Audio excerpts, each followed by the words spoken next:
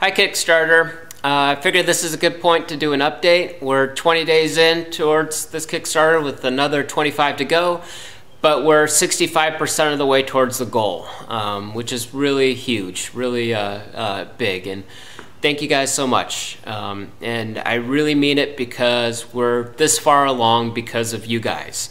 Kickstarter has what they call a dashboard where you can see where your donations are coming from, and I'll actually take some screenshots and share that with you guys. But from that dashboard, over 80% of the backers, the people that have donated towards this project, have come from places like Facebook and direct emails, or people that actually search for the word Democritus tools. Very few of it people have stumbled onto it. It's you guys sharing the links that have gotten us here. And this is my third Kickstarter. The last two were the Clock Ship Terry, which was a steampunk themed pirate ship. Very big, sexy project going to Burning Man. And it got a lot of traffic. A lot of people shared it on blogs. Boing Boing posted the link a couple times to the Kickstarter, Hackaday, and that generated a lot of traffic and got us towards the goals with that one. This project is a lot smaller. It's not as huge. It doesn't have that cultural significance as a steampunk themed pirate ship for Burning Man. It's a geeky math thing, but it's still very into the art world, and I guess that's kind of where I want my artwork to be, is artwork that inspires thoughts on engineering and math and science, and kind of encourages this this progressive future that I keep dreaming about. I mean, when I was a kid, I thought for sure by the time I was this old that that I would be living in a geodesic dome on Mars. I mean, why wouldn't you think that when you're in the third grade? I mean, we'd already been to the moon, and we're watching shuttle launches in class, and Mars was next, and I was pretty excited for that future. And I just imagined these craters with giant geodesic domes over the top of them, clear glass so you can see the stars, and I thought it was going to be great, and I was so excited for it. So I'm not sure that's going to happen in my lifetime. I would love it if it did, but if it can't happen in my lifetime, I'd like to encourage that direction. And this project is very small, but it's something I can do. It's not even a drop in the bucket. It's one hydrogen oxygen molecule of water in the bucket. It's tiny, but it's something. So I'm pretty excited that we've gotten as much interest as we have.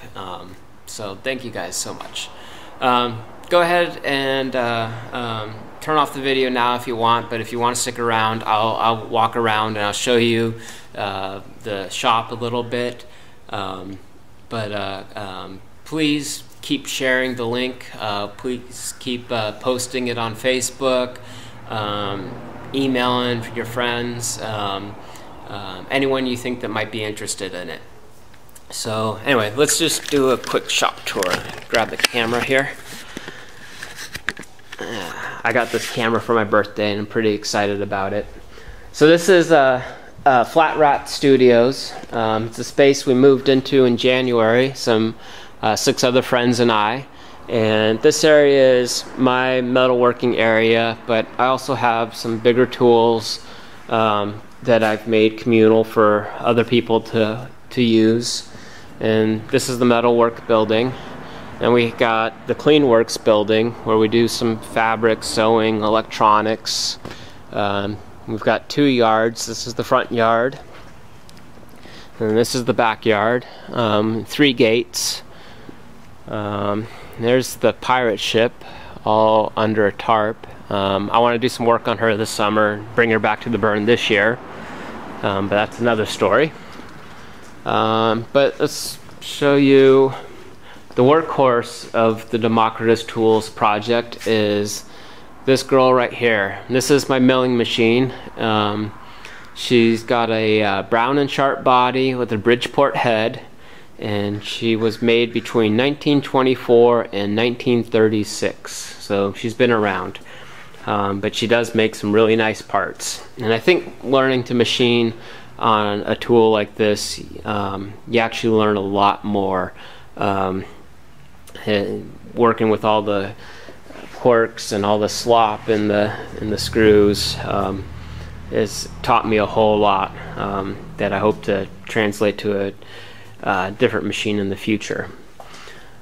Tiny little lathe. I would love a much bigger lathe, but this is what I have for now, and I make her work.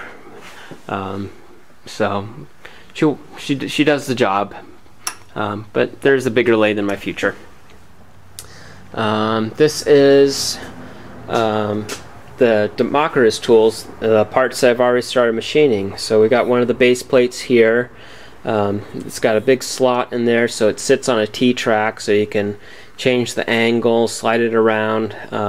There's the pneumatic ram that will be hooked up to an arm that comes down through that pin, and another arm, and the razor blade cutter that will chop down. These are one of the parts, so you can kind of get an idea of what I'll be making, and this is one part of hundreds of parts that will need to be machined. So anyway, I guess this is the quick tour. I'll do another update before we hit our goal, and hopefully I'll come up with something more interesting to share with you guys. But thank you so much. Please, please, please keep sharing the link. Please keep sharing it with your friends and family, Facebook, wherever you think someone might be interested. It's you guys sharing the link that has gotten us to where we are right now. So anyway, thank you so much. Appreciate it big time, and I'll talk to you guys soon.